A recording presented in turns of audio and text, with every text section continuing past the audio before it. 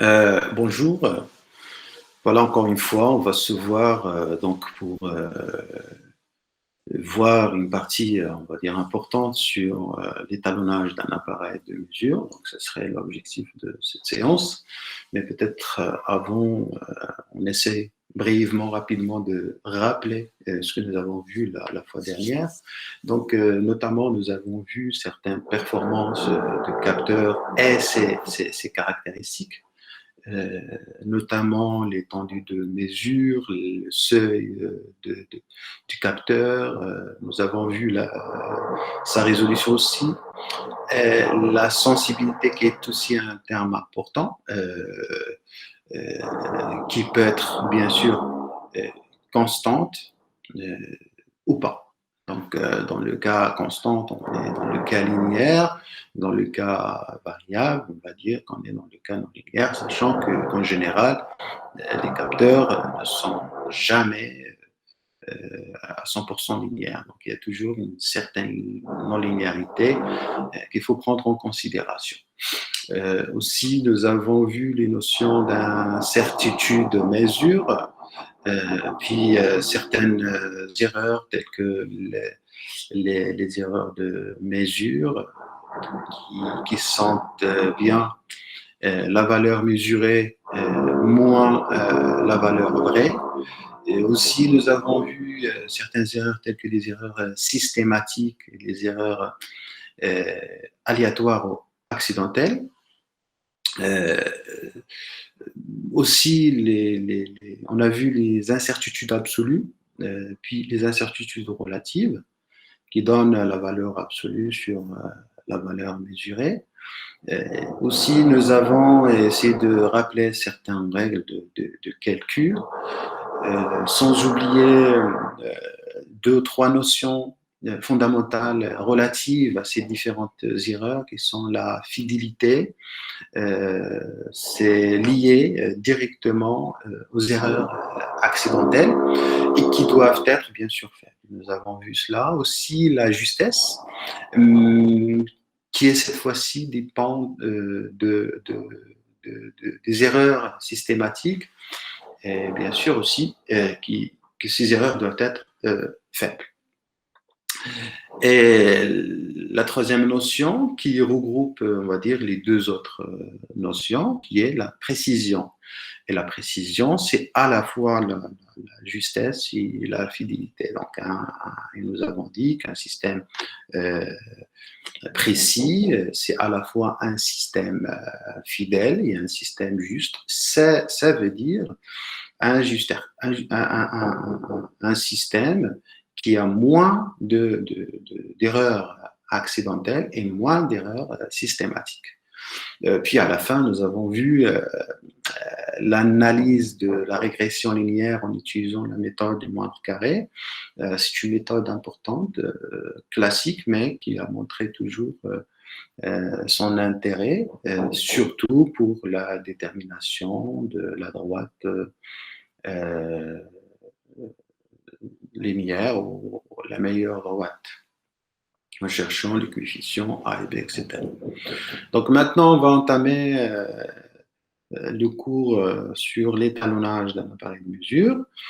Alors, c'est quoi l'étalonnage? Donc, tout de suite, on peut rencontrer une telle définition dans la littérature, c'est que cette opération d'étalonnage comprend l'ensemble des opérations qui permettent d'expliciter la relation entre les valeurs du mesure et celle de la grandeur électrique de sortie du capteur sous forme graphique ou algébrique compte tenu de tous les paramètres additionnels susceptibles de modifier bien sûr la réponse du capteur.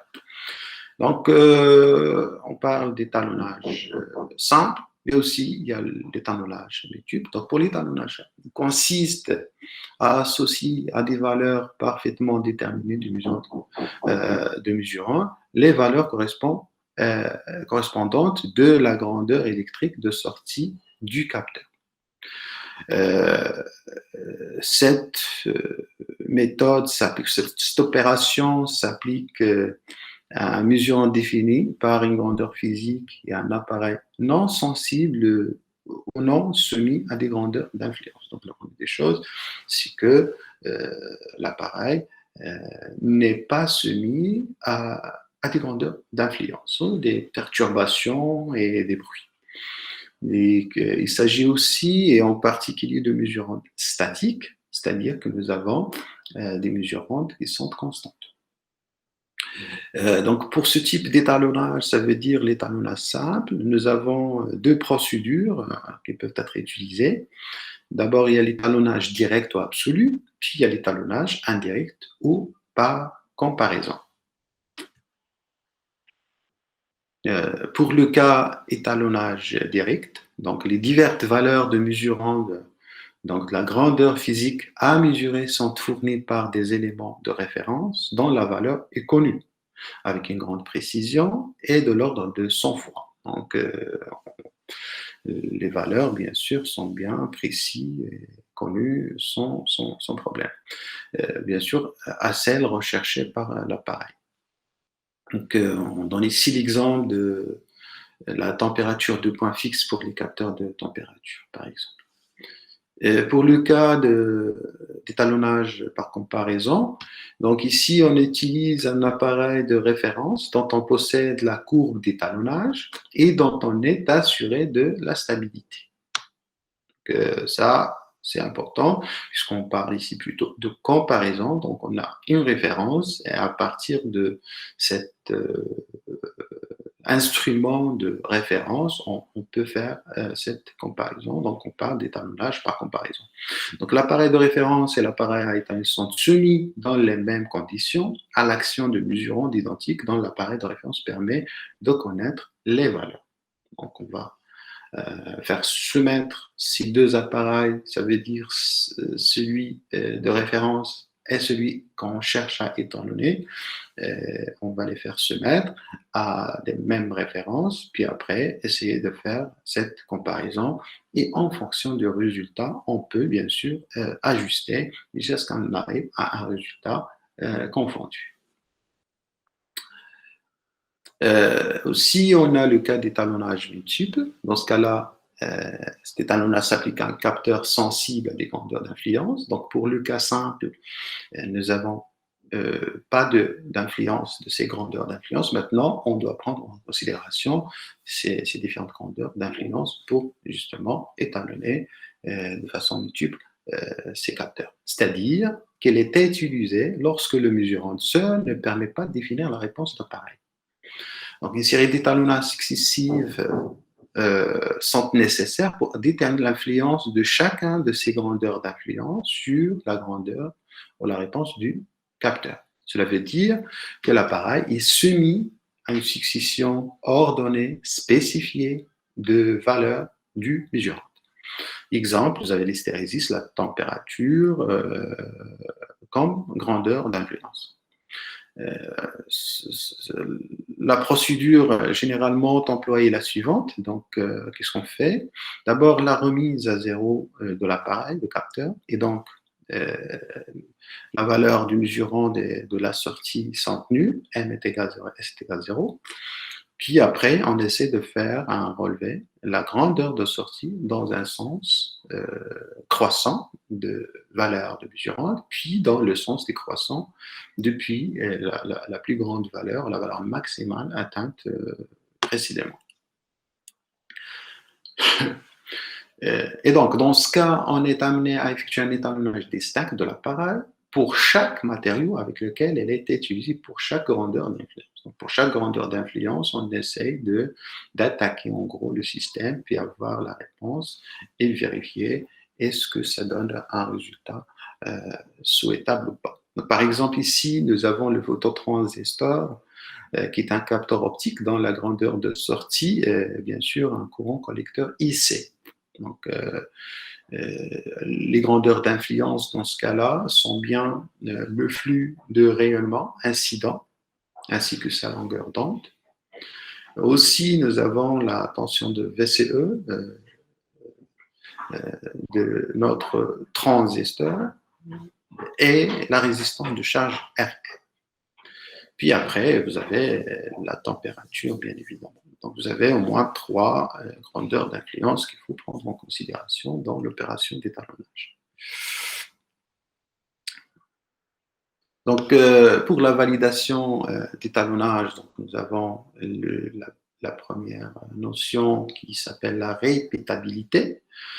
Cette répétabilité, en gros, elle est liée à un seul capteur. On va utiliser un seul capteur et on essaie de faire des résultats, des essais et voir qu'est-ce que ça donne en termes de résultats, bien sûr, pour des conditions identiques. Donc, en utilisant le même capteur. Puis après, le cas interchangeabilité, c'est le cas d'utiliser 2 capteurs en moins. Donc, en général, on a plusieurs capteurs, mais minimum 2 capteurs. Donc, ici, j'ai noté répétabilité, c'est de bien vérifier l'identité de la grandeur de sortie du capteur dans des limites spécifiées, chaque fois que ce même capteur est utilisé dans des conditions identiques. Et donc, même capteur, résultat identique dans des conditions identiques. Ça permet de valider, bien sûr, l'étalonnage. Le cas interchangeabilité, c'est-à-dire qu'on va obtenir des résultats identiques en tolérance près par une série de capteurs de même type. Même gamme, utilisés dans des conditions identiques. Donc, vous avez série de capteurs, résultats identiques dans des conditions identiques. Et donc, on peut valider, si jamais nous avons ce résultat, on peut valider notre étalonnage. Il y a la notion de linéarité. Donc, en général, la plupart des capteurs rencontrés, ils ont une certaine linéarité en termes de réponse. Rares sont les capteurs qui sont purement idéaux, donc, mais bon, donc on essaie de linéariser au maximum possible. Donc, il est toujours souhaitable que la sortie de capteur soit proportionnelle à la quantité mesurée, ça c'est fondamental. Et donc, ici on parle de la sensibilité, puisqu'on parle de la variation de la mesure par rapport à la variation du mesurant. Ainsi, un capteur est dit linéaire dans une unité déterminée de mesurant si sa sensibilité est indépendante de la valeur du mesurant, c'est-à-dire constante. Donc, vous avez ici 2 exemples, le cas d'un capteur linéaire, le cas d'un capteur non linéaire. On voit bien que qu'en calculant le mesurant qui représente en gros une pente, la pente, en choisissant 2 valeurs, et donc une variation mesurante, il doit nous donner une variation de la sortie qui est égale, quel que soit le choix de ces valeurs relatives au mesurant. Dans l'autre cas, en calculant, par exemple, pour au moins 2 cas, ici, par exemple, variation à ce niveau-là, puis une variation à ce niveau-là. Quand on calcule la sensibilité, on va trouver 2 sensibilités différentes. Et donc, la non-linéarité est liée directement à cette sensibilité.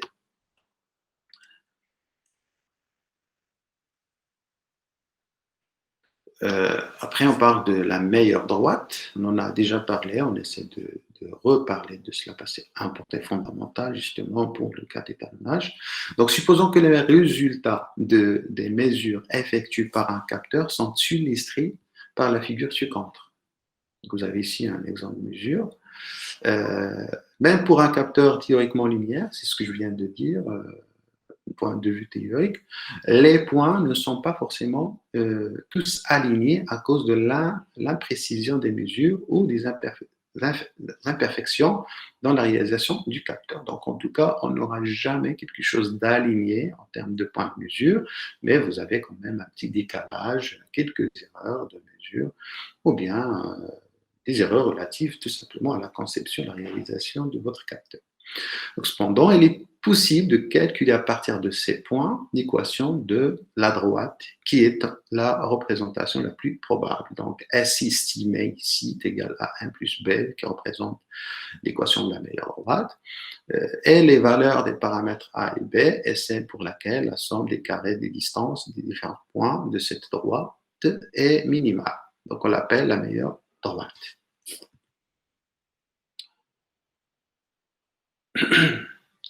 Donc, vous avez ici meilleure droite, veut dire approcher la courbe d'étalonnage par la meilleure droite. Donc, ici, vous avez la courbe d'étalonnage. En gros, c'est l'ensemble des points que vous avez ici. En général, quand on fait des essais, donc à chaque fois qu'on fait varier le mesurand, on récupère donc un point relatif à la mesure et on note sur un tableau. Et après, on essaie de tracer. Donc, ça représente la partie, bien sûr, courbe d'étalonnage. Puis après, on cherche à tracer la meilleure droite qui passe par le maximum possible de points ici. Après, on cherche bien sûr l'équation de cette droite en utilisant la méthode de la régression linéaire au sens des moindres carrés. Avec ici A qui représente la pente, ici la sensibilité, en fonction des différentes mesures SI et les différentes mesurantes de MI, avec bien sûr I variant de 1 à n, avec n le nombre des échantillons ou tout simplement le nombre de fois qu'on a fait les mesures. Pareil, donc on utilise cette équation pour pouvoir calculer P, donc, pour l'instant, on va dire, initial, lorsque M s'annule, donc S chapeau est égal à P tout simplement. Donc on peut le noter comme étant S chapeau 0, indice 0. Ici, vous avez la différence entre les réponses données par la courbe d'étalonnage, SI, et bien sûr les autres points relatifs à ce que nous pouvons calculer en fonction de M. En donnant à M une valeur, on peut récupérer S chapeau relative à cette valeur de M.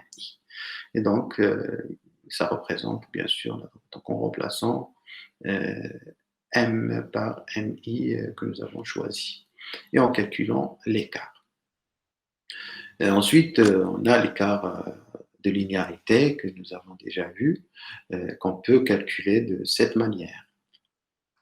Donc, l'écart de linéarité, c'est quoi? C'est l'écart maximum en valeur absolue entre la valeur de S donnée par la courbe d'étalonnage, les points, en gros, S, ce sont les valeurs que je représente ici, et celle donnée par la meilleure droite. Donc la meilleure droite, une fois tracée, après, pour chaque valeur du mesurant, on peut récupérer bien sûr une valeur donnée.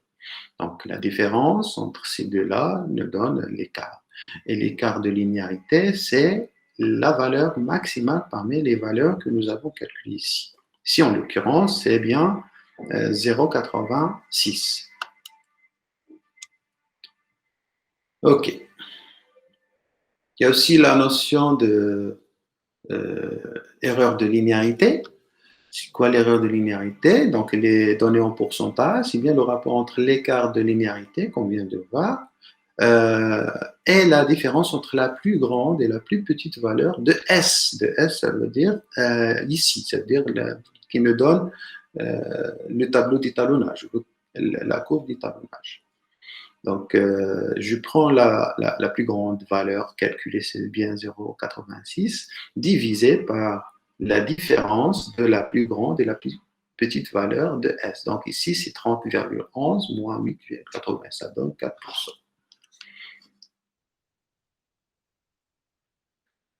Ok, donc ici, il y a la notion de, on va dire, rapidité qui est relative ou qui est liée directement au temps de réponse.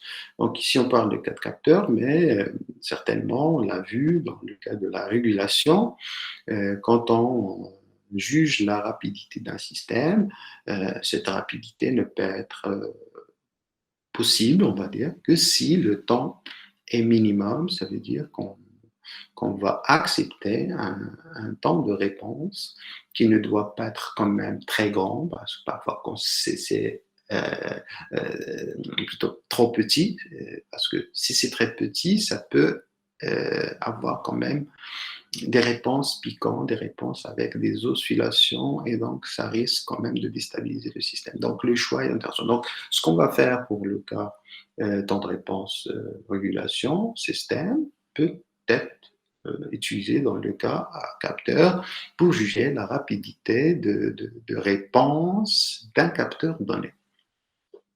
Donc la rapidité et la qualité d'un capteur à suivre les variations d'un mesurant. Donc, vous avez un capteur, imaginez un système, une boîte noire, le mesurant qu'on montrait, et la réponse, vous avez ce qu'on appelle la mesure, et donc euh, cette mesure doit suivre en quelque sorte cette variation du mesurant. Donc on peut le chiffrer de plusieurs manières, par exemple en passant un 3 dB dans le cas d'un échelon, en premier ordre, si vous voulez dire. Euh, et donc ça peut être aussi en termes on peut le chiffrer en termes de fréquence de résonance du capteur. Donc, la résonance, quand on est dans une zone de résonance, on risque de déstabiliser le système aussi. Puis après, le temps de réponse à X%, donc ça dépend de votre degré de votre système, la dimension de votre système, et donc on peut choisir une valeur X donnée en fonction de ce qu'on étudie comme système. Donc, le temps de réponse à un échelon de mesurant, le temps que met la sortie, en général, ce qu'en bleu ici, c'est bien la sortie de votre capteur, le temps qu'il met pour atteindre la valeur finale ici, ça veut dire qu'il va se stabiliser en gros, à une erreur de X% près. Donc, le capteur est d'autant plus rapide que son temps de réponse est plus court, c'est-à-dire la bande passante est plus élevée. Bon, ici, bande passante, donc c'est la fréquence, donc le temps, c'est l'inverse de la fréquence. Vous connaissez ça. Donc, oméga est égal de pi f, est égal de pi sur t. Donc, la mesure n'est pas valable qu'après le temps de réponse, c'est-à-dire le transitoire. D'accord, oui. Donc, ça veut dire qu'on va prendre en considération, c'est la partie permanente. La période, on va dire, transitoire n'est pas prise en considération.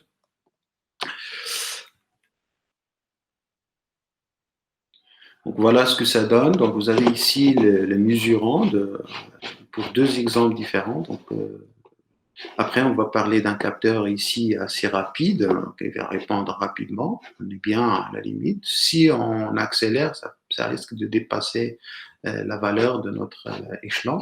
Donc ici, ça pose aucun problème. Par contre, ici, vous avez un capteur qui est très lent, donc incapable de suivre les variations de mesure, du mesurant. Cela veut dire que quand vous êtes dans un système de régulation, si vous avez un capteur très lent, donc ça risque d'avoir une régulation aussi longue. Donc, ça va influencer sur les lois de commande développées qui vont attaquer le système, bien sûr. Alors, ici, on note le temps de réponse est toujours proportionnel à la constante de temps, taux.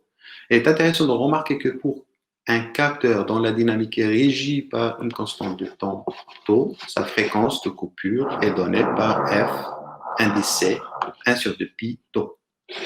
Donc voilà, vous avez ici le mesurant. Bien, ici, vous avez une réponse. C'est la mesure avec une certaine erreur. Donc, on parle aussi de la précision, et puis de la rapidité, puis la stabilité. Le système est bien stable. Dans ce cas, l'évolution de signal sorti du capteur en fonction du temps, sous une sollicitation en échelon du mesurant, peut être représentée par ST égale K fois 1 moins l'exponentielle moins taux, et surtout fois M qui représente l'entrée, c'est-à-dire le mesurant.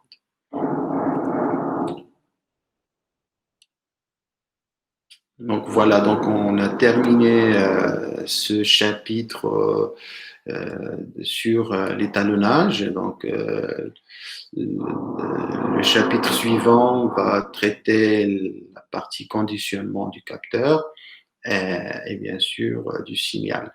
Donc merci pour votre attention.